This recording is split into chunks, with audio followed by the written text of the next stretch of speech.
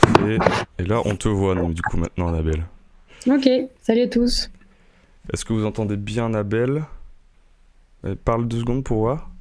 Est-ce que vous m'entendez bien? Ouais, normalement, c'est bon. Là, je le vois que normalement, il n'y a pas de souci. Ok. Bah, Annabelle, ça fait plaisir de t'avoir ce soir, du coup. J'espère que tu vas bien. Un peu fatigué, tu m'as dit avant qu'on commence, mais j'espère que ça va le faire, quoi. Je suis en pleine forme, En t'inquiète pas. pleine forme, ok, super, nickel. Bah écoute, on va commencer tranquille. De toute façon, assez chill ce soir. De toute façon, j'ai pris mon sirop de grenadine Ouais, très bien. parce que je vais être un petit peu, peut-être rapidement à sec et avoir la gorge un peu sèche parce que forcément, premier test, un petit peu stressé, c'est normal, mais ça devrait bien se passer. Bah, on va commencer tranquillement. Voilà, on se posait la question, vu que nous, notre thème, c'est tout ce qui est attrait à l'apprentissage dans les sentiers parallèles. Et qu'on aime bien comparer un petit peu tout ce qui est traditionnel avec tout ce qui se fait de plus en plus, avec Internet, tout ça, etc. Est-ce que tu peux nous dire par rapport à l'école, est-ce qu'il y a un moment quand tu étais à l'école, il y a un petit moment du coup déjà, il y a un moment qui t'a marqué et pourquoi ça t'a marqué? Non, c'était hier que j'étais à l'école. Ah, Ok, ce qui est très drôle dans ce que tu dis, il y a deux choses qui me marquent, et après je te répondrai à ta question. C'est que tu vois, là, on a prononcé le mot école, et tout de suite, il fallait que je pense à école, donc quand j'étais petite. Et tu vois, moi, ce qu'on essaie de faire aujourd'hui avec mon associé, avec l'équipe de Maria Schools, de Lyon, de Maestro, de Hiro, c'est dire que l'école, en fait, c'est tout âge, c'est tout le temps. Parce qu'on est dans un monde super incertain, on doit apprendre tout au long de notre vie. Et je pense que Sentier Parallèle est fait sur l'apprentissage tout le temps. Et du coup, c'est marrant quand tu dises un souvenir à l'école, bah, je pourrais te parler des souvenirs que j'ai dans les écoles. Mais bon, on va faire un souvenir quand j'étais petite alors. Un souvenir qui m'a marqué de l'époque où j'étais petite. Bonne question. Le souvenir le plus marquant, moi, c'est que c'est une prof qui, je pense, a changé un peu le cours de, en tout cas, mon épanouissement personnel et mon épanouissement scolaire. J'ai été une super bonne élève, super sérieuse en fait, très très très très sérieuse. C'est marrant et vraiment je considère que je suis beaucoup moins aujourd'hui d'ailleurs.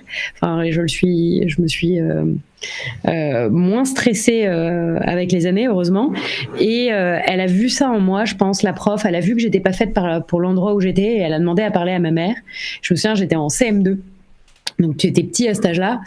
Et là, ma mère me dit, oh non, franchement, j'ai aucune envie de voir ta prof, qu'est-ce qui se passe?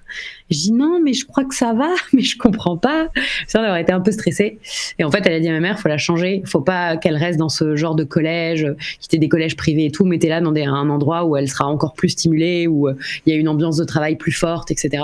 Et du coup, ma mère m'a totalement changé d'orientation, de collège, de choses, pour que en fait, je sois plus épanouie, plus dans un environnement avec des gens qui étaient plus comme moi, à travailler beaucoup, à être super sérieux. Et en fait, je pense que ça vachement, ça m'a marqué parce que ça m'allait hyper bien, quoi. Et la prof a compris qui j'étais et a compris que je serais hyper malheureuse pour l'instant là où j'étais. ok. Ah, c'est marrant. Ok, Ouais. plutôt un bon souvenir du coup. En soi. Ouais, alors moi, faut dire une chose, j'ai adoré l'école. J'ai trouvé ça D'accord, ok. absolument génial. J'avais plutôt pas mal de copains, je me marrais. Quand j'étais petite, pour le coup, le primaire, mais bon, là-dessus, je suis un peu un extraterrestre, je pleurais quand c'était les grandes vacances parce que je trouvais que, Ah ouais, un, quand les même. gens allaient me manquer, et deux, genre, ça me manquerait, quoi.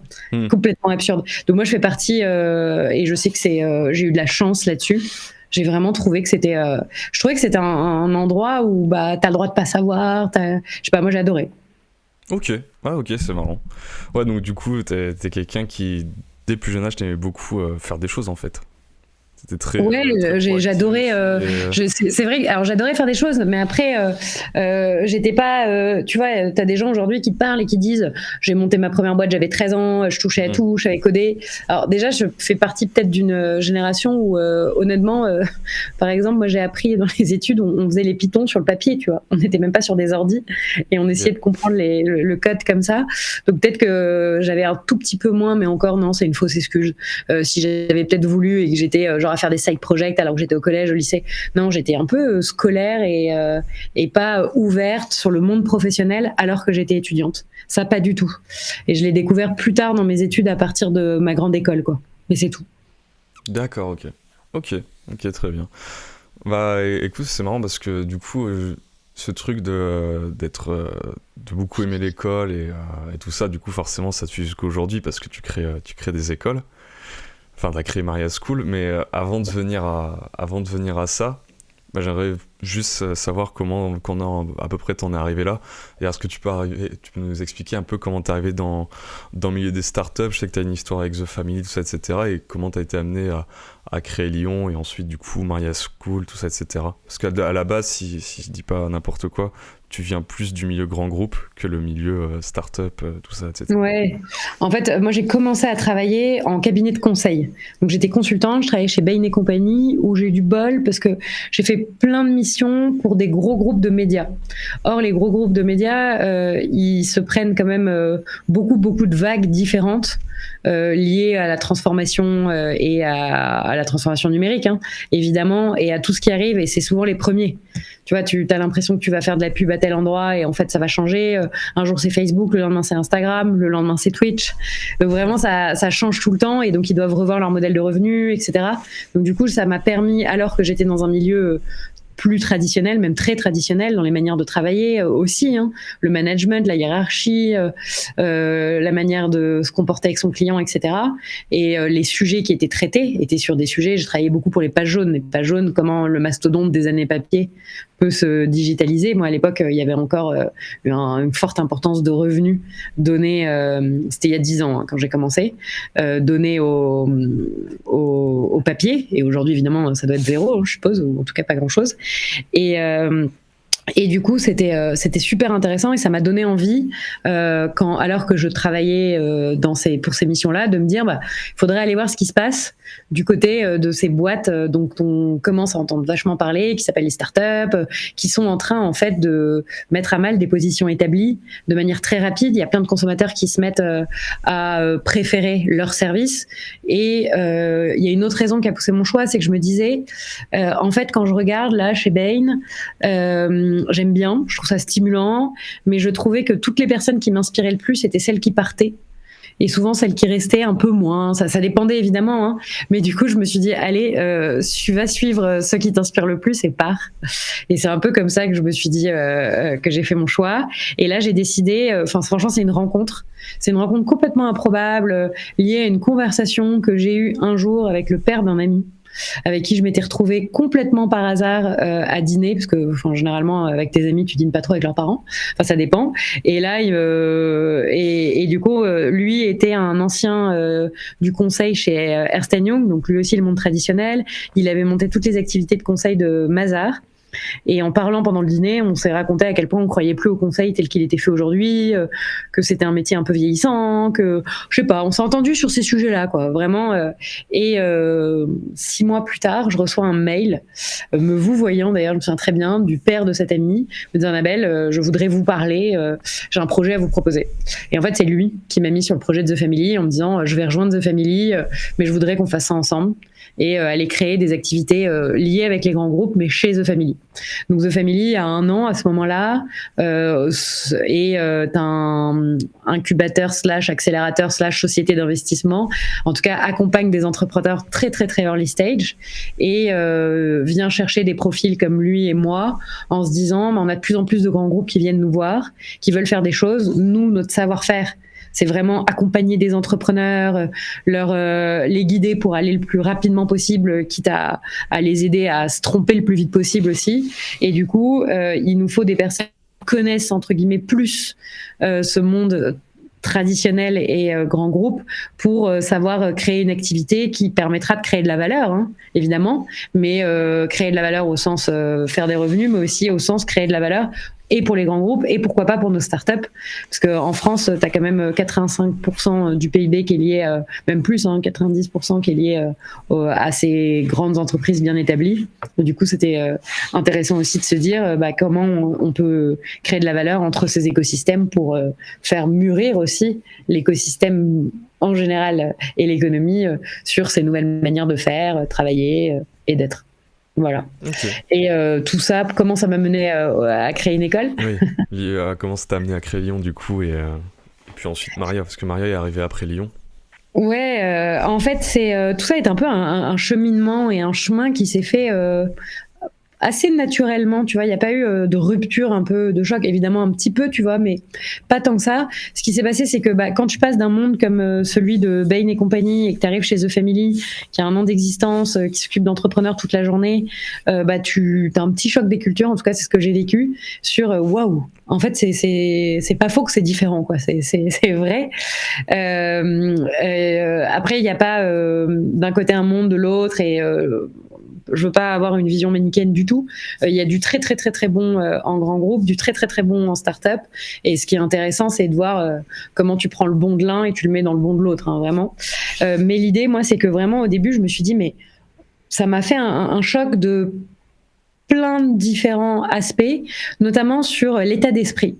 J'ai trouvé qu'il y avait un changement d'état d'esprit très très fort. Je rencontrais des gens qui voyaient plutôt le côté positif de la chose, un état d'esprit extrêmement d'exécutant à faire et mettre les mains dans le cambouis, et c'est comme ça que tu crées de la valeur, c'est comme ça que tu vois le sens de ce que tu fais, et en fait du coup de non-peur de ce fameux digital qui parfois peut faire peur, etc.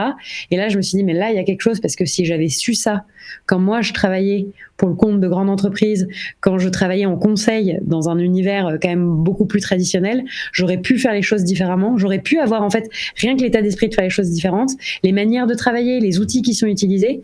Et c'est à ce moment-là qu'a germé en moi l'idée de se dire, en fait, on pourrait, dans un monde traditionnel, s'approprier des manières de faire. Et en 2016, The Family, alors que moi je travaille depuis 2 ans à plutôt sur un biais un peu conseil, hein, pour les grands groupes, je vois The Family lancer Lyon. Au début, Lyon, c'est quoi ? C'est ce que tu suis, Martin, d'ailleurs. C'est ce Lyon du samedi. C'est un programme gratuit, sélectif, qui a pour objectif de former les futurs employés des startups. Vraiment. Lyon du samedi, c'est pour futurs employés de start-up. Et là, The Family a créé ce programme en se disant, en fait, plutôt que de prendre des formateurs, des coachs ou je ne sais quoi, en fait, directement, on va demander aux entrepreneurs de tout notre portefeuille, etc., de venir eux-mêmes transmettre leur savoir, transmettre leur état d'esprit, leurs outils, leur manière de faire sur plein de sujets différents. En fait, quand t'es en start-up, souvent, t'es surtout dans des startups très early stage, tu vas avoir besoin d'être les mains dans le cambouis sur plein de sujets. Et du coup, on s'est dit, ça peut être intéressant de toute façon de comprendre toutes les parties de l'entreprise. Et du coup, quand tu fais Lyon du samedi, tu vas suivre des entrepreneurs qui vont te parler de marketing, d'acquisition, de growth, de toutes ces choses-là. Tu vas suivre des entrepreneurs qui vont te parler de produits, de tech.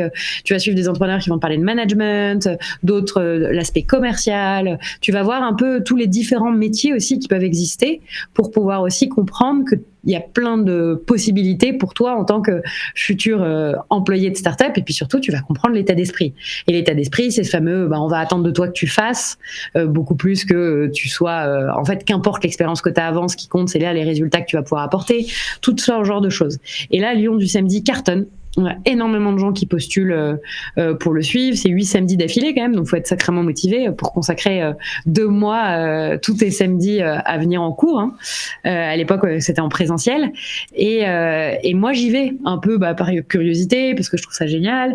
Et là, j'y vais évidemment avec ma petite casquette un peu grand groupe, pourquoi pas, et je vais parler à des gens qui sont dans le public. Et j'ai vu qu'ils étaient à la Société Générale, chez BNP, chez L'Oréal, plutôt des groupes du CAC 40 généralement qui venaient aussi.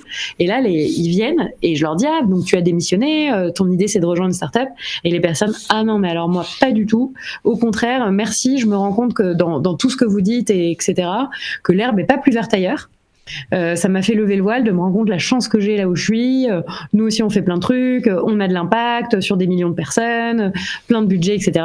Et à ce moment-là, moi, un peu révélation, parce que la personne me dit, en fait, moi, ce qui m'intéresse et ce que je viens chercher chez Lyon du samedi, c'est parce que tous les lundis matins, c'est moi qui forme mon boss sur tout ce que j'ai vu et on voit avec mes différentes équipes qu'est-ce qu'on peut mettre en place. Et là, je me suis dit, ok, il y a quelque chose à faire. J'ai une discussion avec les fondateurs de The Family et j'ai décidé à ce moment-là, on a décidé que je reprenais Lyon. Je faisais un peu sortir de The Family pour en faire une école avec aussi un business model, parce que une formation gratuite, vous imaginez que c'est que des coûts et qu'il n'y a absolument aucun revenu, et que si on voulait faire perdurer ça, il fallait trouver aussi une source de revenus. Et du coup, j'ai créé des formations à destination de corporate. pour venir se faire former avec exactement cette même ADN qui était de dire que tu te faisais former par des opérationnels directement du terrain, des entrepreneurs, des employés de start-up, etc. Et c'est comme ça que, tu vois, le chemin m'a emmené à Lyon. Ok, super. Je fais une petite aparté parce que là je vois au niveau de la caméra d'Amel, c'est normal que ça bug un peu, on est sur Google Meet, mais normalement le son, il n'y a pas de souci. Mais bon, voilà, c'est un premier test, donc c'est normal. Mais normalement ça devrait pas poser trop de problème pour l'écoute de ce qu'on est en train de dire, de ce qu'est en train de dire à Annabelle. En parlant de ton passé un peu de grand groupe, est-ce que tu retiens un petit peu, pas un seul truc, mais peut-être plusieurs choses qui t'as appris dans le milieu des grands groupes et qui te servent encore en fait, qui t'aident toujours encore aujourd'hui? Genre, j'ai appris, franchement, t'apprends des milliers de choses. Tu viens, je pense que j'ai appris à gérer mon stress parce que en fait, c'est pas que c'était une question grand groupe ou autre chose, c'est aussi que c'était ma première expérience professionnelle. En soi, j'avais fait des stages avant, mais la vraie expérience, donc t'apprends plein de choses à ta première expérience. T'apprends ce que c'est qu'être manager et avoir un manager. T'apprends et je pense que moi, plus que expérience en grand groupe, c'était une expérience en conseil. Et une expérience en conseil, ça t'apprend vachement à structurer ta pensée. Plus l'activité de conseil qui te permet d'apprendre à très bien à très bien en fait. Comment on appelle ça, refléter ta pensée dans des présentations. Et ça peut paraître un peu, ok, c'est nul, mais en fait, c'est assez pratique de savoir faire ça. Et à structurer ma pensée, je dirais. Ok, Enfin, super. Toujours, ça aide toujours, de toute façon. Moi, je pense qu'il n'y a pas une expérience qui apporte pas quelque chose. Il faut juste trouver quoi, comment, et pas se dire que ce bagage-là est suffisant. Ce bagage-là, de toute façon, dans toute nouvelle expérience, tu repars un peu de zéro. Et tu vois à quel moment il va te servir. Ouais, ok, ça marche. Oui, donc finalement, oui, toutes les expériences sont plutôt bonnes à prendre, mais est-ce que quand même il n'y a pas une notion un petit peu d'intuition chez toi pour savoir quelle expérience à prendre? Parce que forcément, si toute expérience est bonne à prendre, il faut savoir faire quand même un choix au bout d'un moment. Donc, par exemple, c'est intéressant ce que tu dis. Moi, je crois plus trop aux carrières linéaires où tu vas faire toujours la même chose et tout. Après, oui, il y a des spécialisations. En fait, pour moi, toute expérience est bonne à prendre. Il faut garder les expériences dans lesquelles tu as aimé, dans lesquelles tu t'es senti bien, dans lesquelles tu étais bon. Et moi, je suis pas tout à fait pour les gens qui disent qu'il faut sortir de sa zone de confort. Je pense qu'au contraire, il faut l'élargir. Et donc, va pas insister sur quelque chose sur lequel vraiment ça te met mal, quoi. Donc, en fait, c'est comme ça qu'au fur et à mesure, tu traces ta trajectoire. C'est que tu vas commencer en faisant peut-être pourquoi pas des choses différentes, et au fur et à mesure, tu vas voir où est-ce que, tu vois, il suffit de te poser à la fin de ta journée en disant où est-ce que j'ai pris du plaisir. Où est-ce que là, aujourd'hui, j'étais bien, quoi. Qu'est-ce que j'ai aimé dans ce que j'ai fait? Où est-ce que j'ai moins souffert? Et c'est là où tu vas commencer à voir où est-ce que t'es bon et où est-ce que t'as envie de continuer d'étendre cette zone-là. Je vois ça plus comme ça. Et au fur et à mesure, tu vas prendre des chemins qui vont être soit de l'expertise, soit du management, soit l'expertise dans un domaine, mais après tu vas partir dans un autre. Moi, je crois beaucoup au fait que grâce à ce monde numérique qui change beaucoup, on va pouvoir de plus en plus se reconvertir d'un job à un autre de manière facile et surtout avec des recruteurs qui vont regarder ces profils-là. Alors qu'hier, franchement, quand tu avais un profil qui n'était pas cohérent, on ne te regardait pas. Ouais, ok, ouais, je vois. Ok, ouais, donc effectivement, pas mal d'expérience, mais toujours rester entre guillemets, pas dans sa zone de confort, mais dans sa zone de, comment on pourrait dire ça? Sa zone un petit peu de talent peut-être? Ouais, sa zone où on est bon, quoi. Ok, et pour peut-être finir un petit peu sur un peu ton histoire, tout ça, est-ce que tu peux juste expliquer rapidement c'est quoi le but de Maria School, du coup? Maria Schools, en fait, c'est un campus d'école qui forme aux compétences nécessaires à l'ère numérique. Et donc, Maria Schools, c'est vraiment le campus, c'est-à-dire physique et online, hein, c'est-à-dire le support, la maison mère un peu de toutes les écoles. Pourquoi on a voulu créer un peu une maison mère? Parce qu'on voulait que une école qui fait de la formation professionnelle, sa réussite, elle dépend de à quel point elle s'occupe de ses élèves et de sa pédagogie. En gros. Et du coup, on s'est dit, on va mettre une maison mère au-dessus de toutes ces écoles qui va s'occuper un peu de tous les à côté. qui sont pourtant essentiels, les à côté. Dans les à côté, tu vas avoir évidemment la tech, qui est hyper important pour pouvoir grandir et avoir de plus en plus d'élèves, et tout en les traitant avec une excellente qualité de plus en plus. Tu vas avoir évidemment, avec les formations professionnelles, il y a un côté admin et légal qui est très très lourd. Et donc ça, on le prend au niveau de Maria. Et évidemment, ensuite, tout l'aspect CRM, comment tu prends soin des communautés et tout. On va pouvoir aussi, une fois que tu as une communauté puis un autre élève, s'il y a besoin d'avoir des ponts entre les écoles, bah, tu t'en occupes facilement quand il y a une structure au-dessus.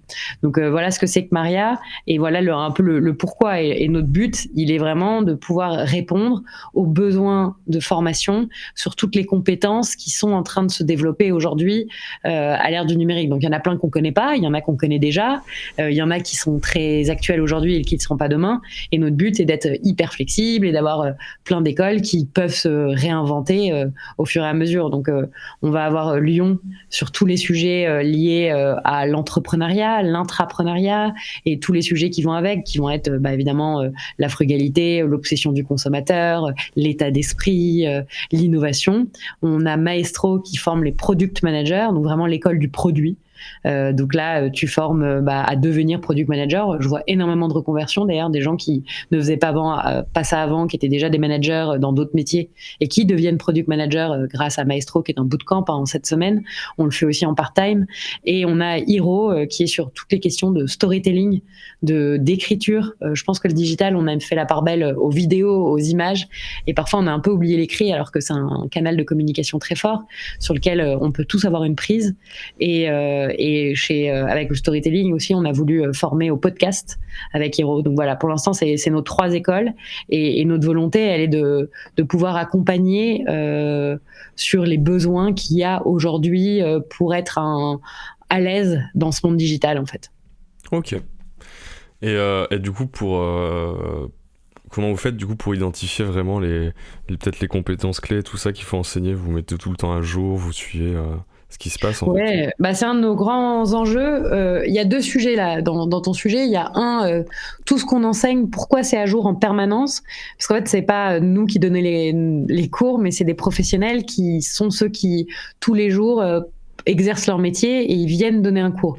Et donc à partir de là, les exemples qu'ils donnent, les outils qu'ils montrent datent d'il y a 1 semaine, 2 semaines, 3 semaines, et ils updatent en permanence par rapport à eux, leur expérience et ce qu'ils ont vu. Donc même si on a un prof qui par exemple vient une fois tous les 3 mois chez Lyon depuis 5 ans, en fait il donne jamais le même enseignement, parce que il se base évidemment sur son expérience professionnelle et elle évolue. Et donc c'est ça qui est intéressant et qui nous permet d'avoir des contenus sans cesse renouvelés. Et après, sur les choix des enseignements, en fait, on fait énormément d'événements qui nous permet aussi de mesurer l'engouement sur des sujets. On a une communauté alumni hyper active qui du coup vient nous voir tout le temps en nous demandant des choses, je voudrais me former là-dessus, pourquoi vous proposez pas? Donc au fur et à mesure d'entendre, donc ça nous permet de cumuler de la donnée sur les besoins.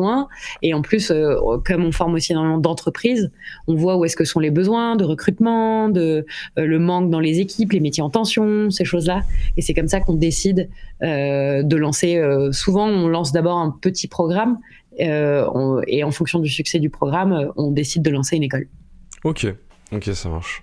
Ouais, je me doutais un petit peu que c'était un peu votre expérience et avec les différentes personnes que vous rencontrez, l'expérience du terrain qui fait que vous arrivez à trouver les sujets à enseigner finalement. Exactement. Et il y avait un truc qui m'a fait un peu tilt quand j'ai regardé le site Maria School. Vous avez quelques petites phrases choc sur le site, et il y en a une qui m'a intéressé, c'est genre vous dites entrepreneur as the teacher. Du coup, je voulais savoir ce que vous entendez par là. Genre, est-ce que c'est que les entrepreneurs qui peuvent être profs, ou ça veut dire autre chose en fait? Non, ça veut vraiment pas dire que c'est que les entrepreneurs qui peuvent être profs. C'est un petit catline, c'est juste pour expliquer que nos profs sont pas des profs. Et ça, c'est une grande différence. On va prendre personne dont le métier est d'enseigner. On va prendre des entrepreneurs, évidemment, énormément. Pourquoi on le dit, c'est aussi qu'on aime beaucoup que nos professeurs soient ceux qui façonnent le monde de demain et viennent transmettre des manières de faire, de travailler, d'envisager le monde de manière assez renouvelée. Et aujourd'hui, en fait, pour de vrai, on pourrait changer en disant our alumni are the teachers, parce qu'en fait, beaucoup de nos élèves dans nos différentes écoles deviennent deviennent les profs. Toi, Martin, peut-être qu'un jour tu seras prof chez Lyon, nos élèves, etc. Donc c'est surtout notre seule exigence sur un prof, c'est vraiment qu'il transmette un savoir et qu'il se soit lui-même posé les questions de est-ce que je suis en accord avec des manières de faire renouvelées, proches des consommateurs et pas totalement outdated, quoi. Ok. Et du coup, avec Maria, grâce à ça, vous enseignez plein de nouveaux sujets, enfin des sujets importants, les nouvelles compétences, tout ça à acquérir quand on arrive, pas forcément qu'en milieu de start-up, hein. D'ailleurs je pense que même dans le grand groupe c'est le cas, du coup comme tu l'as dit, ça évolue dans les deux sphères. Mais malgré ça, est-ce que tu trouves qu'aujourd'hui le modèle dominant c'est quand même celui traditionnel, dans le sens où on apprend au collège, lycée, à la fac, tout ça, et ensuite on n'apprend plus, où ça y est, les gens ils ont quand même, la plupart des gens sont quand même mis à l'idée qu'il faut toujours se mettre à jour, quoi. C'est marrant, il y a une citation de Jack Ma, donc le fondateur d'Alibaba, qui est absolument géniale, qui est exactement sur ce sujet. Et dis-toi qu'on la met dans toutes nos présentations, cette citation. Il dit que le monde a changé parce que avant on apprenait à travailler. Tu vois, tu faisais des études pour derrière aller travailler, et qu'aujourd'hui il faut travailler à apprendre. Et je trouve ça super intéressant parce que effectivement, il y a eu un gros changement de paradigme là-dessus, sur le fait que ce qui est difficile aujourd'hui, c'est que on peut plus prédire l'avenir. Tu peux pas regarder le passé en disant il va se passer ça. Et je pense que le Covid a été la preuve ultime. On est dans un monde où la norme et la normalité, hein, vraiment, est de ne pas savoir. Et donc c'est difficile à entendre, c'est facile à entendre quand tu es encore dans tes études, quand tu es encore au lycée, au collège, à l'école. C'est plus difficile à entendre quand tu as commencé à accumuler énormément d'expériences professionnelles, de te dire qu'en fait tout ce que tu sais c'est que tu sais pas grand-chose et qu'il va falloir continuer à apprendre. Et nous vraiment l'idée d'une école comme Lyon, l'idée de toutes nos écoles avec Maria Schools, c'est vraiment de donner cette possibilité d'être quelqu'un qui apprend, parce que de toute façon on n'a pas le choix, c'est ce qu'on est aujourd'hui, des apprenants. Et je pense qu'il y a eu un shift aussi énorme entre le pouvoir d'hier, qui était le savoir, le fait détenir l'information était vraiment une preuve de pouvoir, que ce soit dans le milieu universitaire, dans le milieu professionnel, hein. Et aujourd'hui, ce savoir, il est dans nos ordinateurs, il est dans mon téléphone portable, il est partout sur Internet. Je peux apprendre ce que je veux, en fait, globalement, hein. Il n'y a pas un truc, je pense, que je peux pas apprendre par moi-même, ou presque. Et en revanche, je pense que du coup, le pouvoir n'est plus cette accumulation de savoir. Le pouvoir, il va être dans les mains de ceux qui ont envie d'apprendre, ceux qui savent apprendre, et ceux qui ont compris que tout est possible. Et ça donne un énorme différence, parce que ok, ça a changé très très vite, le fait que tout d'un coup le savoir soit dans nos portables, sur Internet, absolument partout. Mais nous, nos comportements vis-à-vis de ce savoir n'ont pas changé aussi vite. Nous, on continue d'ailleurs, il suffit de voir très souvent dans nos journées, t'as envie de dire aux gens, regarde sur Internet, t'as la réponse, arrête de me poser la question. On n'a pas tous la curiosité tout le temps d'aller voir. Et je pense qu'il est là le changement. Il est dans le fait de comprendre que l'immense force, c'est ça, c'est d'apprendre, c'est de se dire. Et c'est pas facile d'apprendre, hein. C'est pas un moment forcément hyper agréable. Et je disais, moi j'ai adoré l'école, je pense que je fais partie des chanceuses. Parfois, c'est des moments où on savait que c'était dur, quoi. Et d'ailleurs, ce qui fait que parfois on a quand même aimé l'école, c'est que t'étais dans une communauté, t'étais avec des gens qui étaient sympas, tu te faisais des amis, t'étais dans un endroit où de toute façon il y avait plein de choses qui étaient un peu parfois possibles, parce que t'étais encore dans un moment où on apprend.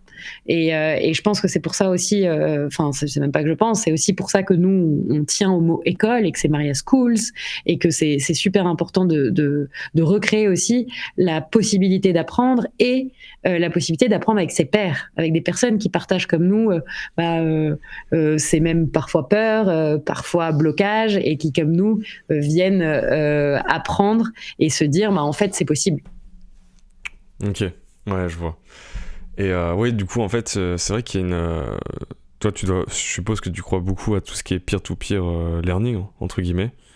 C'est-à-dire que toi, est-ce que tu penses que que quelqu'un qui est un peu isolé, enfin, quand je dis isolé, c'est-à-dire que il va apprendre tout ça dans son coin, mais il va quand même utiliser Internet et il peut potentiellement quand même parler avec des gens sur, je sais pas, sur Twitter, tout ça, etc. Est-ce que pour toi, ça, c'est quand même du peer-to-peer learning ou il faut vraiment que les gens soient dans un groupe bien précis, dans... Non, il y a 1000 formes de peer-to-peer learning, hein. Apprendre des autres, apprendre avec les autres. Moi, je pense, en fait, c'est finalement pas le plus commun de réussir seul, totalement seul devant son ordi, à aller se passionner pour un sujet et de pas pouvoir en parler régulièrement avec la même personne ou avec d'autres.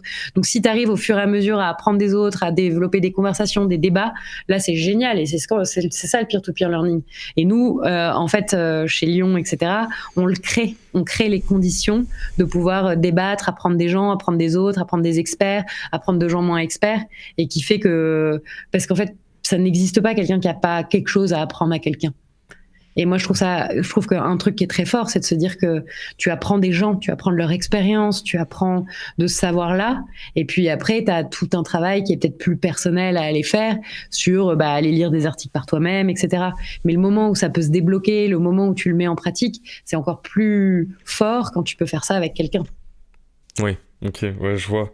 Du coup, en fait, avec Lyon et tout ce que vous faites, en fait, c'est un petit peu du peer-to-peer learning, mais de manière un peu plus intense, parce que vous essayez de réunir toutes les conditions nécessaires pour qu'il y ait des débats, pour qu'il y ait de l'échange, tout ça, etc. On provoque le peer-to-peer learning, ouais. On provoque la chance des gens, on provoque l'occasion. Et comme ça améliore l'expérience, et enfin, ça fait partie de l'expérience d'apprentissage.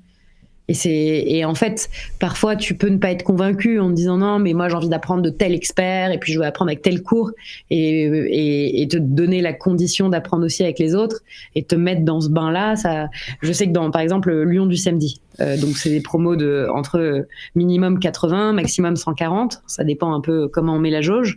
Et donc c'est beaucoup de monde. Et donc tu peux te dire c'est une formation très descendante. T'as quelqu'un qui te parle et t'as les autres qui écoutent. Et nous on va mettre aussi toutes les conditions pour que tu puisses apprendre des autres. Mais ça c'est un travail qu'on fait pédagogique, quoi, qui est de dire tu vas travailler en sous-groupe sur des sujets. Tous les matins tu vas avoir des petits déjeuners avec des sous-groupes sur ça. On va te demander de parler à ton voisin. On va te demander ci, on va te demander ça. Qui fait qu'à la fin en fait t'as rencontré vraiment les 80%, les 80 personnes, et que parfois tu as plus appris des gens avec toi de ta promo que de tous les intervenants que tu as vus. Et ça, c'est comment tu crées ces conditions-là. Ouais. De toute façon, on le voit bien, rien que... Alors, je connaissais pas les sessions de Lyon avant, mais maintenant que Lyon est en full remote, par exemple, tout ce qui est Random Coffee, je trouve que c'est beaucoup plus simple, parce qu'en fait, c'est entre guillemets un petit peu imposé. Tandis que je sais pas, alors certaines personnes savaient pas, mais moi par exemple, quand je me suis fait des potes dans un groupe de 70-80 et qu'on a un groupe de 3-4, je vais pas aller naturellement forcément aller voir d'autres personnes. Parce que je me sens mieux, je dis ok, je les connais, je vais aller naturellement à eux. Tandis que là, chez Lyon, je trouve que en full remote par exemple, le fait de forcer ces random coffee, donc le fait de voir des gens un petit peu différents à chaque fois, ça force un petit peu à découvrir plein d'univers différents, parce qu'en Lyon, les gens ils sont d'univers plein différents. Et je trouve que c'est un gros point fort que vous avez chez Lyon, et qui ressort vraiment avec le fait que ce soit en full remote. Même si je pense qu'avant c'était déjà un peu le cas. Mais on provoque, par exemple, si t'étais en présentiel, on va provoquer que tu déjeunes toujours avec des gens différents, et pas avec tes amis. Ouais, j'ai un pote qui a fait Lyon avant, il m'a dit que c'était plutôt les déjeuners du coup qui étaient avec un groupe de 3 personnes qu'on ne connaît pas. Exactement. Je me demandais aussi, toi, comment tu fais quand tu arrives en terre inconnue? Est-ce que tu as toujours plus ou moins la même méthode pour essayer de te débrouiller? C'est-à-dire, est-ce que tu vas utiliser Google? Est-ce que tu vas aller parler à certaines personnes? C'est quoi un petit peu des stratégies quand tu arrives vraiment sur un terrain inconnu, comme quand tu es arrivé par exemple à The Family, où c'était totalement inconnu pour toi, et je suppose où il s'est passé plein de trucs où tu t'y attendais pas Tu veux dire dans le cadre professionnel? Genre quand tu commences un nouveau job et qui est totalement inconnu pour toi? Dans le cadre professionnel, c'est intéressant parce que peut-être que tu as un petit peu plus de pression, mais ça peut être aussi dans le cadre personnel aussi, en soi. Des apprentissages que tu fais pour le kiff ou je sais pas quoi, mais peut-être d'abord professionnel. Je pense que de toute façon, au début, t'es un peu une éponge. tu connais rien, tu t'écoutes, moi j'observe, tu regardes, t'apprends, moi j'appelle ça activer le mode éponge, quoi. Activer le mode et on va pas te demander directement de savoir faire, de faire, de tout ça. Mais c'est au fur et à mesure, tu vois, te noter tout ce que t'as pas compris qui a été dit, voir un peu comment ça peut marcher, et après commencer à mettre les mains dans le cambouis assez rapidement. Je pense que dans les autres choses aussi, c'est pas hésiter. Pour quand on arrive quelque part et que c'est totalement inconnu, on n'est pas forcément la personne la plus experte, évidemment, et du coup pas avoir peur au début de faire un peu des erreurs. Mais pour ça, il faut être entouré de gens qui acceptent. Mais au début, de toute façon, quand on fait quelque chose, on le fait mal. Ça n'existe pas de faire quelque chose pour la première fois bien. Sinon, bravo, vraiment. Mais et c'est assumer ça. Je pense que sinon, on est paralysé par l'analyse, par le est-ce que je vais avoir le droit, est-ce que je peux faire. Et du coup, moi, mon conseil absolu, c'est effectivement, évidemment, qu'il doit y avoir de l'éponge et comprendre ce qui se passe et être en observation et être beaucoup plus dans l'écoute que dans la parole pendant un moment. Mais il y a un moment aussi où faut faire, quoi. Et faire, ça veut dire ne pas avoir peur de se planter, de faire des erreurs. Je sais par exemple que chez My Little Paris, c'est marrant, ils ont 100% de leur bonus que s'ils peuvent montrer qu'ils ont fait une grosse erreur quelque part. Parce qu'en fait, s'il n'y a pas une grosse erreur quelque part, ça veut dire que tu n'as pas tenté des choses, c'est-à-dire que tu n'as pas fait des choses pour la première fois, et ça veut dire que tu n'as pas été dans l'extra mile. Ça, je trouve ça super intéressant et c'est un bon truc à garder. En fait, où est-ce que vraiment, tu vois, ton ordinateur a planté, le truc a bugué, peut-être qu'on n'entend pas bien, ouais, mais au moins tu t'es mis dessus, tu as essayé, et la prochaine fois, elle sera parfaite, quoi. J'espère, mais il faudrait peut-être que je change d'ordi. Je vais voler celui de ma copine du coup, qui fonctionne bien a priori vu que c'est un MacBook Pro.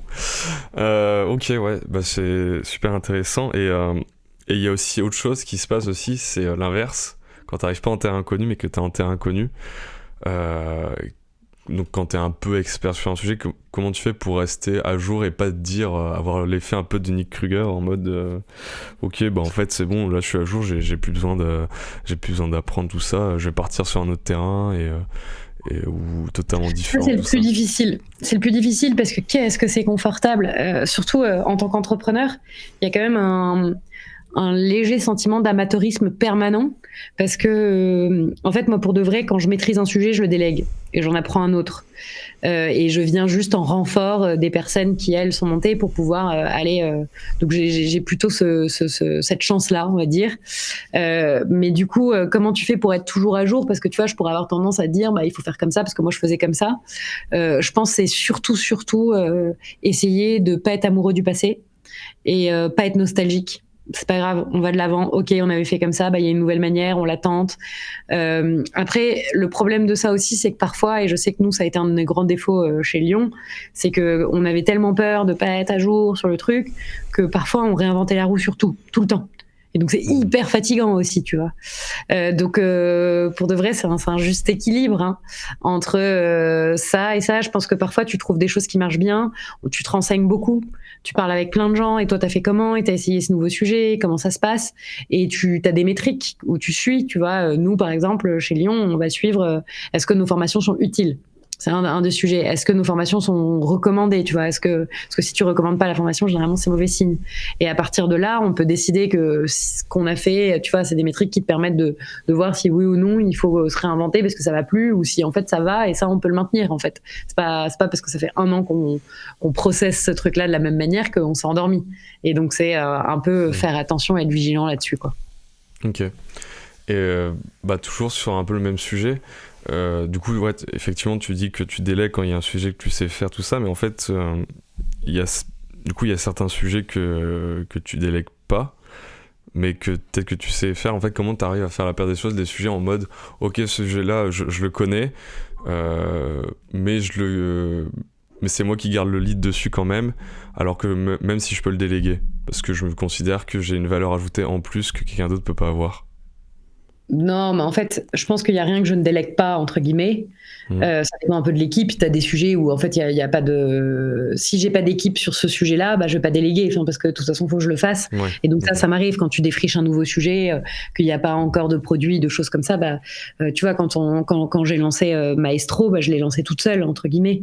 Évidemment avec un support de tout ce qu'on savait déjà et de toutes les équipes, mais du coup bah tu délègues pas parce que c'est ton sujet et qu'il faut bien le lancer et voir si ça marche et s'il y a un produit. Et en revanche après aujourd'hui moi ça va plutôt être bah, évidemment que je délègue, mais que je me mets et je dis à mes équipes comment je peux vous aider, comment je peux aider, comment je peux aider, comment je peux aider. Et la décision qu'il faut prendre, le cadre, etc., c'est moi qui le mets. Mais aujourd'hui, c'est plus. Enfin, aujourd'hui, ça dépend un peu sur les projets sur lesquels je travaille, mais j'ai plus des questions managériales, en fait. Et est-ce que les équipes ont les bons éléments pour faire les bons choix et aller au bon endroit? Et comment moi, je viens apporter mon renfort dès qu'il le faut. Ok, c'est intéressant ce que tu dis. Du coup, toi, tu dirais que t'es au service de ton équipe, du coup? Ah oui, 100%. Ouais. Mais d'ailleurs, c'est marrant, tu vois, la dernière fois, il y avait une personne qui était assez nouvelle dans l'équipe et on fait un call commercial. La personne est commerciale et en fait, elle avait eu ce client au téléphone, elle le connaissait et elle me dit, Annabelle, je voudrais que tu viennes pour présenter ça. Et du coup, moi, je suis arrivée au call en me disant, bah, elle va leader le call. Et puis moi je serai la cherry on the cake et au moment où il faudra expliquer pourquoi je vais faire mon petit numéro commercial quoi. Et là je pense tu vois elle s'est dit bah Annabelle c'est la boss, je vais la laisser parler. Et donc au début du meeting il se passe rien parce que moi je voulais attendre qu'elle parle, elle je pense qu'elle s'attendait, donc je finis par prendre la main et puis je lead le meeting et je fais tout tu vois. Mais à la fin en feedback je lui ai dit mais en fait plus jamais ça. C'est toi qui lead le meeting et c'était ton client, tu l'as connu, il n'y a pas de raison. Et elle m'a dit, mais en fait, ouais, t'as complètement raison, j'avais pas réfléchi à la chose comme ça. Et je pense que c'est une de nos grandes manières de manager chez Lyon. C'est vraiment de laisser de la place à l'autonomie. Et évidemment que, tu vois, là, j'ai vu que bah, elle venait pas, donc j'ai pris le lead et je l'ai fait. Mais moi, je préfère être en support et évidemment guider, donner le cadre, etc. Ça y a prendre la décision s'il le faut. Aucun problème là-dessus. Ok. J'ai une petite question plus au niveau un petit peu plus enfin plus au niveau des outils. C'est quoi toi globalement tes sources d'informations? Mes sources d'informations pour le monde de la tech, dès que je veux me renseigner sur ce qui est en train de se passer honnêtement, et j'utilise Twitter, que j'ai complètement restreint. Au début, je suivais des milliers de personnes, du coup, je suivais rien. Et tout d'un coup, je me suis dit, en fait, on va suivre Paul Graham, qui est le fondateur de Y Combinator. On va suivre Andreessen Horowitz, qui est un des plus grands investisseurs influents de la tech américaine et de toutes les plus grandes boîtes aujourd'hui, hein, que sont Airbnb et plein d'autres. Et du coup, en fait, comme ils publient énormément d'articles, donc je vais me renseigner sur tous les sujets comme ça là-dessus. Après, il y a des personnes, tu vois, par exemple, j'aime beaucoup l'école Minerva, qui est une école de tech d'un nouveau genre qui est Silicon Valley. Donc là, je vais suivre et je vais me renseigner comme ça. Et après, franchement, LinkedIn aussi, pour les updates business, qu'est-ce qui se passe et tout. J'aime bien, moi. Je passe pas mal de temps. Franchement, j'ai passé pas mal de temps il y a 10 ans sur Facebook. Aujourd'hui, j'ai l'impression de passer pas mal de temps sur LinkedIn, quoi. Ok. J'ai une petite question. J'ai demandé au chat s'il y avait des questions, mais pour l'instant, j'ai pas grand-chose qui De toute façon, je vais devoir quitter dans 5 minutes. Ouais, mais ça tombe bien parce que, en fait, dans tout ce que tu avais dit au début, il y avait une petite question en plus, mais que j'ai pas dit maintenant parce que ça n'avait rien à voir avec le sujet auquel on est en train de parler. Mais je crois qu'au tout début, tu disais par rapport à ce que tu t'avais suivi. Non, tu disais que les personnes qui t'inspiraient du cabinet de conseil, enfin là où tu étais en conseil au tout début, c'était les personnes qui partaient. Et du coup, je me suis demandé si c'était toujours un truc que tu fais, c'est-à-dire est-ce que tu vas suivre un petit peu les personnes qui t'inspirent, que ce soit dans la manière de faire ou dans les choix que tu fais. Ce qui est sûr et certain, c'est que j'ai besoin d'être inspirée. Et c'est ce qui moi, mon driver, c'est ça. C'est l'inspiration, c'est les gens qui, tu vois, je pense qu'on est la somme des gens qui nous entourent. Et du coup, toujours me sentir entourée par des personnes qui veulent encore plus de moi, mais même franchement, quand tu penses à ta vie perso, je pense que c'est comme ça aussi qu'il faut essayer de s'entourer de personnes qui te veulent du bien.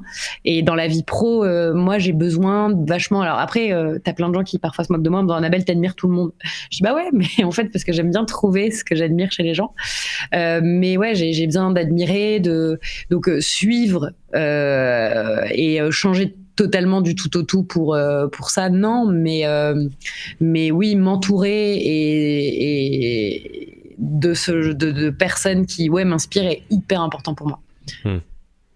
Mais oui, mais tu restes toujours à peu près dans la même zone, dans le sens où si demain t'es inspiré pour devenir, je sais pas, un truc qui n'a rien à voir, j'en sais rien, bûcheron, tout ça, est-ce que tu vas le faire? Mais non, je pense pas. Non, mais quand, enfin, c'est plus regarder les personnes, enfin m'entourer de personnes. Là maintenant, c'est plutôt m'entourer de personnes qui m'inspirent. Donc du coup, après, j'en sais rien, faut jamais dire non. Ça, c'est une de mes grandes phrases.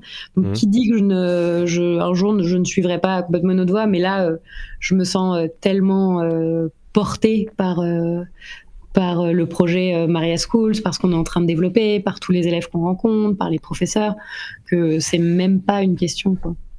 Ouais, ok, ouais, donc là t'es bien où t'es, et en plus t'as non, mais là c'est eux qui m'inspirent, quoi. Aussi. J'ai l'impression d'être entourée de gens qui m'inspirent tout le temps.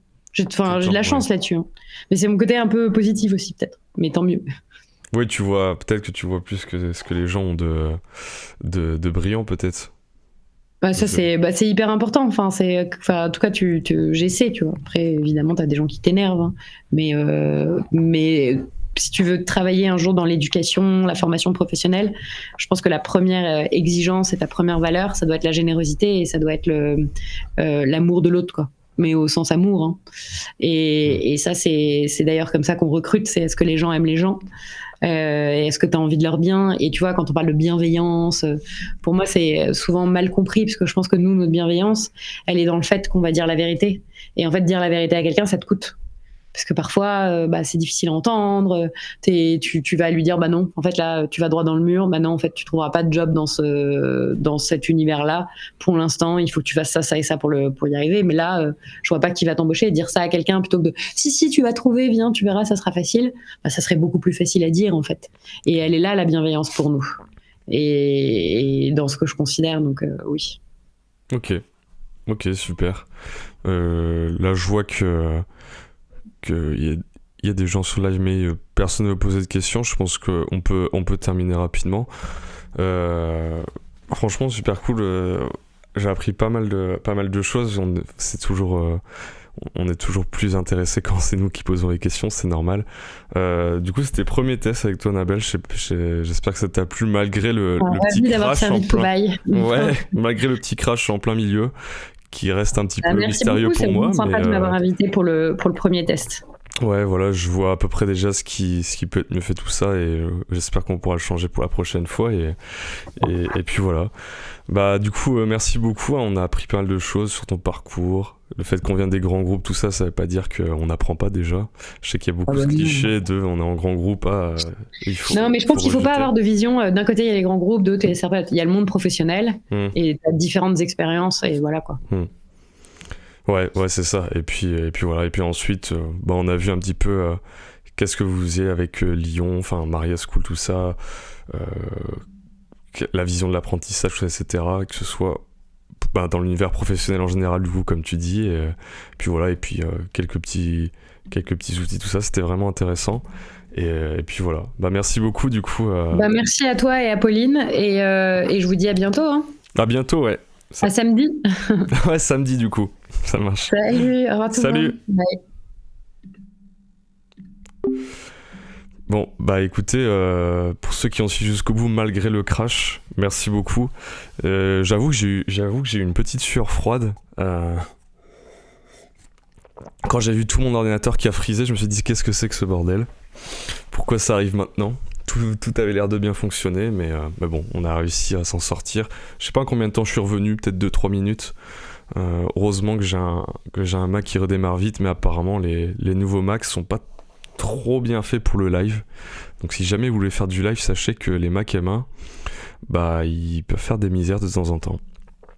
Bon, bah écoutez, moi je vais vous laisser. J'espère que ça vous a plu. Je retiens pour la prochaine fois hein, que le micro, tout ça, etc. Il sonne pas de ouf. Faut que je regarde ça. Et puis là, on se retrouve. Je ne sais pas quand. On n'a pas encore de prochain épisode, mais on va regarder ça. Et puis voilà. Je vous souhaite du coup un bon jeudi soir. Et puis on se retrouve la prochaine. Et pour les Lions, on se voit samedi. Ciao.